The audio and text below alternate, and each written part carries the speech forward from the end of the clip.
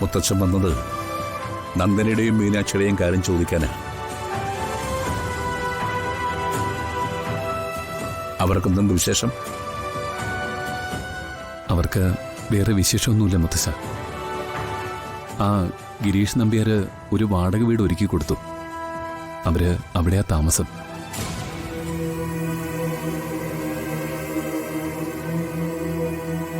നിന്റെ ഭാര്യയും നിന്നെ വളർത്ത അമ്മയുമാ ആ രണ്ടുപേരും.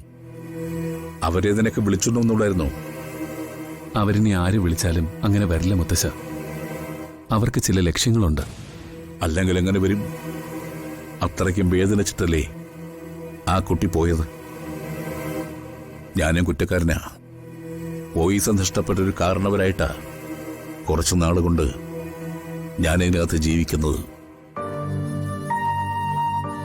കുടുംബ സമാധാനത്തെ കരുതി പലതും ഉണ്ടായിരുന്നു. അങ്ങനെ ക്രമേണ എന്റെ ശബ്ദവും പോയി. ഒരു നോക്കുകുത്തിയുടെ അവസ്ഥ. അതുപോട്ടെ. ഒന്നും ചെയ്യാനില്ലാത്തവന്റെ കയ്യിലെ ആയുധമാ ഇത്തരം ചില വേദാന്തം. മുത്തശ്ശന് എന്റെ കുഞ്ഞുമോനോട് പറയാൻ ഒന്നേ ഉള്ളൂ. നീ എന്ത് വില കൊടുത്തും നീ നിന്റെ ഭാര്യയും കുഞ്ഞിനെയും സംരക്ഷിക്കണം. അവർ നിന്നെ അത്രമാത്രം വിശ്വസിച്ചാ ജീവിക്കുന്നത്. നീ താലികെട്ടി കൂടെ കൂട്ടിയ പെണ്ണും നിന്റെ കുഞ്ഞും ഒരിക്കലും കരയാനിടവരരുത്.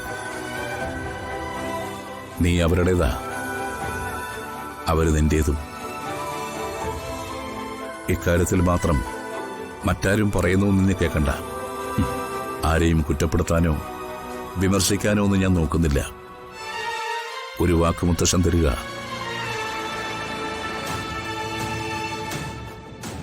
മരിക്കുന്നവരെ ഈ മുത്തശ്ശൻ നിന്നോടൊപ്പം ഉണ്ടാവും.